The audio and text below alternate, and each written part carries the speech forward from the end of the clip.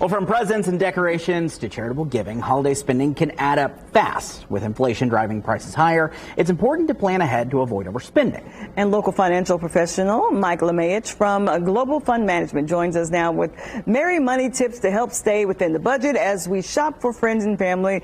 And what can we do to make sure giving goes further? Yeah, Mike always knows all of the things that we need. Inflation continues to rise, Mike, which obviously is an issue. How is that going to impact holiday shopping, do you think? I think it's going to impact families still in a big way. Yeah. Now, inflation has come down. It was at 9%. Now it's closer to 3%, but it's still going up 3%. Sure. So that's going to affect families.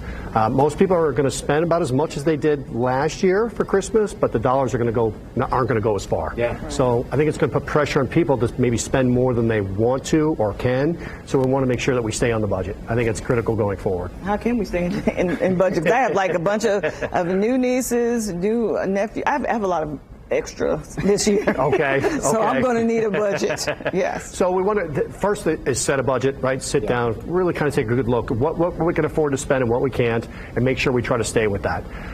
As far as communicating with family, right? I know a lot of people feel pressure to buy gifts for everyone, right? Yeah. Maybe we can do a gift exchange where we're just buying one gift.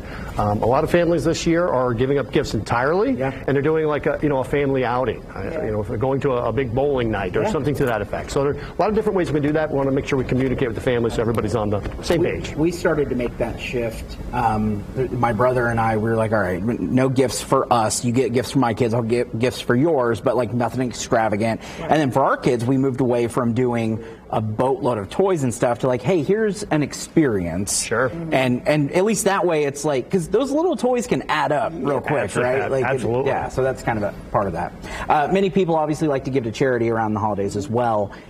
Do you think inflation may impact donations at all? So they're saying that it's going to be the first time in 40 years that charitable donations are going to be down. Oh, wow. So a lot of clients that I work with, right on the verge of retirement, in retirement, they're very charitably inclined. Yeah. But if we're going to give away to charity, we want to make sure we're tax efficient. Yeah. I always tell my clients, right, tip your waiter, not the IRS. Sure. Mm-hmm. So, one thing we can do is we can bunch contributions, because most people take the standard deduction when they do their taxes. Yeah. If your charitable givings aren't bigger than your standard deduction, you don't get the write-off. So we want to bunch those up and maybe do it all in 1 year. Budgeting there also makes a difference too, right? Because you're going to get a million phone calls and a million text messages from people wanting extra money this year. Absolutely. Knowing kind of who you want to donate to plays a big role in that. No question. Yeah. So you want to know who, kind of the same kind of plan, right? Sure. Set a budget, who are we going to give to, and how are we going to do that? A lot of charitable contributions. If you have an IRA, you can take money out of the IRA, give it directly to the charity, and you will not pay taxes for yourself. So you can get a distribution tax-free. A lot of people at 73, they have to take out the required minimum distributions. Yeah. A lot of clients don't need that money, but they're forced to take it out. You can send it directly to the charity. Tax-free for you, tax-free for the client, and you've satisfied your required minimum distribution for that year. What advice do you give for people who are like under 21? They want to give gifts and everything, but they really just don't have the money, but they want to give you something.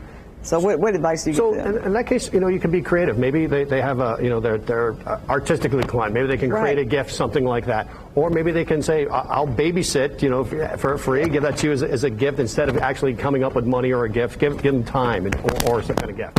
Inevitably, we're going to listen to you, and we're still going to go over budget this holiday season. Yeah. What do I need to do as we head into the new year when it comes to, okay, we got to get back on track before we start the new year? Sure. So first, I would try to stay away from the credit card debt, right? Yeah. Try to stay away from the credit card debt. I mean, interest rates are at like 24% for credit cards. It's kind of insane, right? Maybe we just only use cash for Christmas. Pull out, we're going to spend $1,000, right? Pull it out.